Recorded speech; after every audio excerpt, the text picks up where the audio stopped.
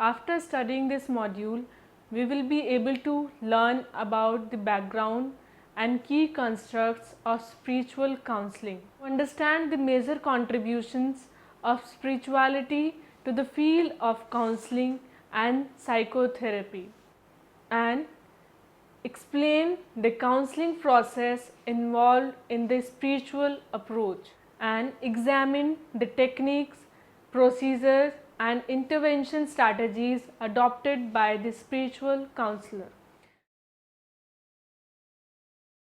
Spirituality is the highest attainment of a human life.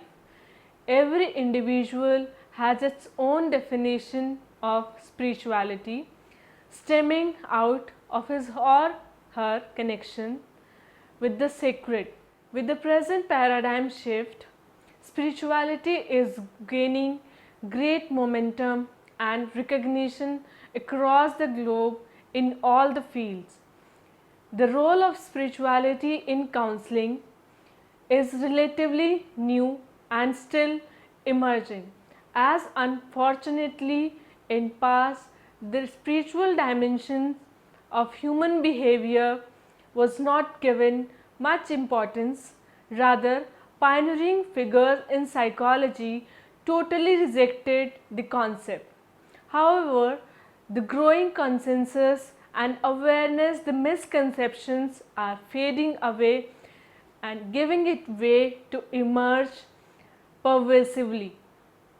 There are many rich sources available with mankind that can help us connect with our spiritual roots, such as scriptures, spiritual guides or innate resources. Scriptures can be any sacred or religious writing books that give us knowledge about the path to spirituality, whereas spiritual guides are the leaders who show us the path towards spirituality. And finally, innate resources are those allowing a person to become spiritual entirely through one's own thought and action. In the present era, the spiritual counselors help us by guiding the path of attaining spiritual peace and harmony using various psychological principles and techniques. In this module, an overview of the spiritual counseling approach would be presented by examining the role of the counselor and ways in which the client is expected to contribute to the counseling process. As a counselor's job varies directly with the role of the client. Now it is time to turn our attention to the specific process of spiritual counseling and theories which currently dominate the field of counseling. Process versus content. Yalom describes process in terms of underlying story, the one behind the literal content or facts being presented. As a habit of human behavior, one usually does not pay much attention to the underlying processes of a situation and comfortably accepts the expressed content. One never does attempt to understand the deep hidden meaning of the content or voice them out. This is one major area which is at the target of the counselor to help clients to analyze a situation than just being a passive recipient. For example, the following story was presented by a client during the counseling process. The other day I was sitting all alone in a park, frustrated, sad, angry. I just wanted to be away from everyone I knew. I never wanted to go back to where I was coming from, to the same set of people I have known throughout my entire life, as I do not want to trust them anymore. I decide to sit and relax by the lake, soak up the sun, so as to refill my energy of life. The area was warm and comfortable, surrounded by sunlight falling on the ground after kissing leaves. I started observing the nature around me, feeling the pleasant breeze kissing my cheeks, blossoming flowers, birds playing, just lying down there looking up in the sky and observing clouds change their shapes. It all felt so warm and cozy that before I could realize, I was fast asleep. A sleep which I never enjoyed as beautifully in my past 30 years. If we focus our attention into the process of this example, then on the content, which is sitting in the nature and feeling its warmth, we will come to realize the process of healing of our nature. Why did this person feel all rejuvenated? How was he or she able to let go of all his or her worries and sorrows and sleep like an innocent carefree kid? By tapping into this habit of analyzing, it is sure that one can uncover a lot of connections one has with the Supreme. The Tao and the paradox of control. Tao is the flow of life energy which is pervasively present and supports our existence. I'm sure all of us has experienced such times in which we feel in full control of our life situations. But the reality is something very different. These are the times in which our ego has taken over us completely and we are potentially heading for a crisis, as Tao can never be controlled. It is considered spiritual but not religious. The enlightenment in life can follow only when we surrender ourselves to the Tao by discontinuing fighting the way out or path and letting go of what we cannot control and focusing on what we can begin to change. It is only one's feelings which we can control to some extent. Other than this feeling, a sense of control can be all false and non existent. It is typically when one is feeling most out of control that he or she attempts to behave in a manner so as to look in super control of themselves.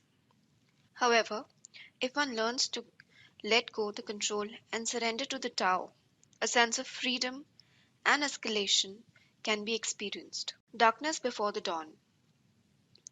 As per the cycle of nature, the time before the dawn tends to be very dark. Try and observe this yourself if you ever happen to wake up that early. However, the moment the first sun ray appears, the darkness starts to set off, leaving a beautifully bright sky. Similarly, during worries, depression, and tensions, our life is similar to the period just before the dawn. It is when we give up the control and surrender to the Tao, the process of dawn starts and the darkness begins to move away. During these moments of darkness, the counselor attempts to therapeutically connect their spirits to that of the client, helping them move from despair, isolation, and hopelessness into hopefulness, connectedness, and joy. But this beautiful process will only occur when one surrenders oneself to the life energy completely. Relapsing client and spirituality. The success of a clinical intervention lies in the hands of both the client and the therapist. The therapist should be well oriented to the principles he or she follows, as well as sensitive enough to mold them according to the client's needs. At the same time, the client should be minimally as articulate, intelligent, and creative so as to comprehend the interventions being applied to them appropriately. Fulfilling these two basic conditions can produce remarkable changes in the life condition but do not still promise a sustained recovery. The period of combating stressors without the presence of a counseling session. If this dependence is not taken well into consideration, it can eventually lead to a relapse. Kurowski believes that individuals may have difficult time in maintaining a healthy phase if this recovery was limited to cognitive awareness. He contends that those individuals who are making changes cognitively, emotionally, physically, and spiritually have a better chance at remaining abstinent from similar problems. Thus, addressing spirituality is very important for relapse prevention. Addiction as a spiritual sickness. Everybody wants to receive as well as give immense amount of love, affection, and care to others who are connected with their lives. But a sick state of life can prevent them from doing so. As the thoughts become colored by negativity, perceptions become biased, and one, in a way, detaches oneself from the world. When this capacity is shaken, the state of one's life dips further deep, leaving one feeling lonely, sad, angry, and often misunderstood. The relationship of mind, body, and spirit is still very intricately organized around rising high from such states of life, but on only one condition, that is, surrendering to the life energy. Those who are able to surrender to a process, power, outside themselves can potentially experience a sense of peace, relief, and connection within them. Hence, ironically, it is a small surrender that really contributes to a sense of freedom and serenity, what we can call as being spiritual. It was until late 1970s that spiritual dimension of human behavior was not given the necessary importance it deserved in the field of psychology. In 1977, Angel proposed the three-dimensional model of human behavior, the biopsychosocial model, until the knowledge of which only unidimensional or bidimensional models were employed. In 1999, Weber further proposed five dimensions of human behavior: biological, psychological, social, moral, religious, or spiritual. It was unfortunate, but few pioneering figures in the field never considered the concept of spirituality significant enough. One amongst them was Sigmund Freud, who totally rejected religion and denounced it as pathological. He believed that people must disregard religion altogether if they want to behave maturely. However, we now know that human behavior is multidimensional. Humans are not only psychosexual or psychosocial, but they're also psychospiritual. The spiritual development is the ultimate human development. Spirituality as the fifth force in counseling. A force can be defined as a dimension or a perspective which has had a wide impact on the processes of a profession, such as counseling or psychology. In psychology, the psychodynamic, behavioral, humanistic, and multicultural are generally regarded as the four main forces. It was Abraham Maslow who identified and recognized first three forces of psychology. The fourth force, multiculturalism, was first named by Paul Pedersen. Despite opposition by many, as spirituality was considered as an offshoot to multiculturalism, spirituality did eventually attain its status as the fifth force in the field of psychology. And fortunately, it is gaining recognition as a strong force in viewing human personality. There has been an increase in the interest in spiritual matters, and this has been reflected in both popular and professional literature. Role of spirituality in human problems. Human problems can be broadly categorized into three main categories, namely, problems of the body, the mind, and the soul or life force. In addition, the human mind is capable of affecting both the body and the soul. Here, the psychosomatic problems, as we all know, refer to the problems which arise due to negative effect of mind on the body. The term psychospiritual relates to the disturbances arising due to disturbed relationship between mind and soul. Ultimate reasons for human problems. Ingersoll has developed a spiritual wellness inventory which can help in demonstrating that all problems are actually spiritual problems. He has proposed 10 dimensions in his inventory, including conception of the absolute or divine, meaning, connectedness, mystery, spiritual freedom, experience or ritual, forgiveness, hope, knowledge or learning, and present centeredness. With the help of this inventory, a person's problem in some way can be traced back to a person's spiritual well being. As without the feeling of connectedness, a person will feel lonely, depressed, isolated, etc. Assessing spirituality. Sandhu and Asrabadi have developed an empirically tested scale called the Experience-Based Spiritual Development Scale. To determine the current spiritual stage of their client, the counselors are encouraged to use this scale, which can also help them in preparing their client's psychospiritual profile to understand their counseling and spiritual needs. Goals of psychospiritual counseling and therapy. The ultimate goal of spiritual counseling, as we all know, is spiritual development. Therapy aims to enhance the client's awareness into it and help them take significant steps for the edification of their souls to achieve intimacy. Care of soul and cure of soul are the two additional concepts that are of great importance to the counselors and therapists.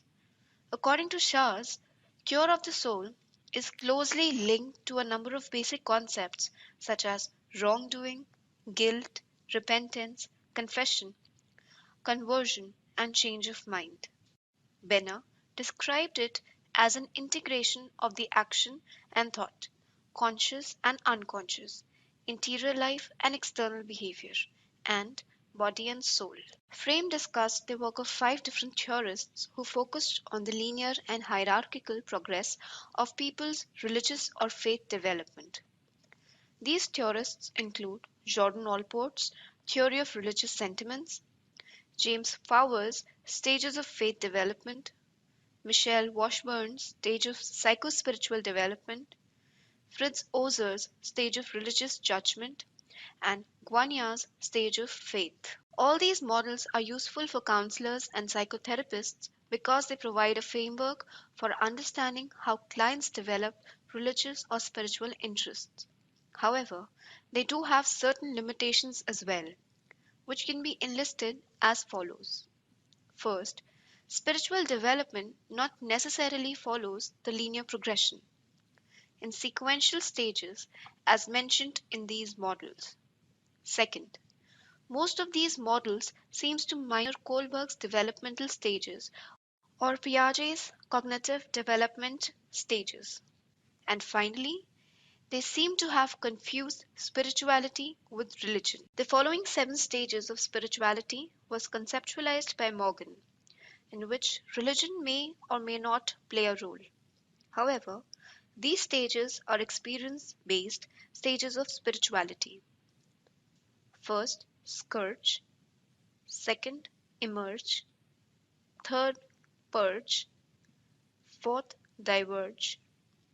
Fifth, research. Sixth, converge. And seventh, merge. First, scourge. It is a stage in which a person's spiritual interests are dormant. At this level, the individual is mostly egocentric and is focused majorly on materialistic matters. Spirituality is of very little or no interest. It can be best described as a spirituality stage. Second, emerge. For some individuals, emerging from a major life event or trauma in the previous stage of surge can result in making one spiritual. At this stage, an awakening into the spiritual life can be facilitated by a spiritual teacher, guru, or a preceptor. In absence of a living guru, a scripture can serve as the source of the inspiration. This stage can be described as a transforming stage and can also facilitate further transformation to the higher stages. Spirituality becomes important for the first time for a person in this stage. Third, purge. This stage is characterized by individual rejecting materialistic and worldly pleasures. At this level, the individual changes its path. As spiritual concerns become more important than materialistic interests, a person makes conscious efforts to curtail and maintain certain daily habits such as lust, greed, anger, worldly attachments, etc., which act like barriers to the spiritual life. Fourth, diverge. Spiritual ascent is not steady or linear. A person might start experiencing divergence, leaving a spiritual path or going back to old materialistic ways of loving. There may be loss of interest in the spiritual matters during this stage. However, this setback is generally transitory. Fifth, research. During this stage, the individual comes back to the stronger spiritual understanding after having slipped or regressed or suffered a loss of interest in the previous spiritual journey. At this stage, it all becomes important once again, and a renewed interest is revived more vigorously. 6. Converge. Persons experiencing convergence are on a very deliberate and conscious spiritual path. Their spiritual beliefs, spiritual feelings, and actions are all in synchrony. He or she starts living his or her life proactively according to the special rules for living as required by the scriptures or by high moral standards. At this level, the person experiences great solace and satisfaction by balancing spiritual and materialistic matters. 7. Merge. It is the ultimate stage in spiritual development. There is emphasis on experience of union with the God or oneness. Life and death are both blessings. At this highest stage of spiritual realization, suffering and comforts are the same as they both come from the same Supreme Being.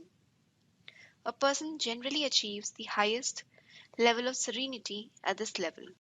Let us summarize what we have discussed. The role of spirituality in counseling is relatively new and still emerging, as unfortunately in the past the spiritual dimensions of human behavior was not given much importance. Rather, pioneering figures in psychology totally rejected the concept. However, with growing consensus and awareness, the misconceptions are fading away, giving it way to emerge pervasively. The path towards spirituality is certainly guided by one's mentor. However, the spiritual transformation of an individual must transcend in its own personal manner. It is a process of understanding the underlying meaning behind situation one comes across in everyday life, than just to passively accept the contents we receive. This understanding will help us surrender to the Tao, the ultimate life force, without surrenderance to which one cannot begin one's journey towards spiritual growth. As the deep darkness before the dawn is illuminated with sunlight, similarly one's soul darkness will be illuminated on the path towards spirituality, the ultimate goal of which is to enhance the client's awareness and help them take significant steps for the edification of their souls to achieve intimacy and peace in mind, body, and soul. The success of a clinical intervention lies in the hands of both the client and the therapist. The therapist should be well oriented to the principles she or he follows, as well as sensitive enough to mount them according to the client's needs.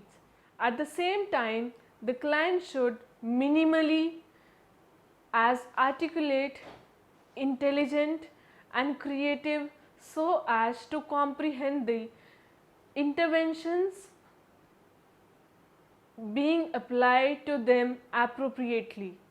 Everybody wants to receive as well as give immense amount of love, affection, and care to others who are connected with their life.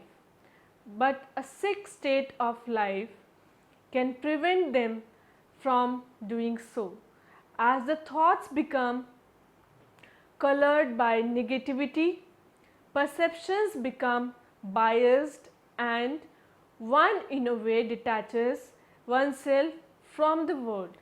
When this capacity is shaken, the state of one's life dips further deep, leaving one feeling lonely, sad, angry, and often misunderstood. Seven stages of spirituality was conceptualized by Morgan, in which religion may or may not play a role. However, these stages are experience based stages of spirituality.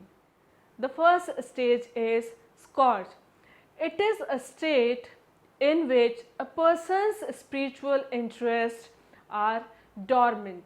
The second stage is emerge. For some individuals, emerging from a major life event or trauma in the previous stage of surge can result in making one spiritual. At this stage, an awakening into spiritual life can be facilitated by a spiritual teacher, guru, or a preceptor. The third is purge. This stage is characterized by individual rejecting materialistic and worldly pleasure. At this level, the individual changes its path as spiritual concern become more important than materialistic interest. And the fourth is diverge. Spiritual ascent is not steady or linear. A person might start experiencing divergence, leaving a spiritual path and going back to old materialistic ways of loving. Next is research. During this stage, the individual comes back to the stronger spiritual understanding after having slipped or regressed or suffered or loss of interest in the previous spiritual journey. Next is converge. Person experiencing convergence are on a very deliberate and conscious spiritual path. Their spiritual belief, spiritual feelings and actions are all in synchrony. And the seventh is merge. It is the ultimate stage in spiritual development. There is emphasis on experience of union with God or oneness. Life and death are both blessings.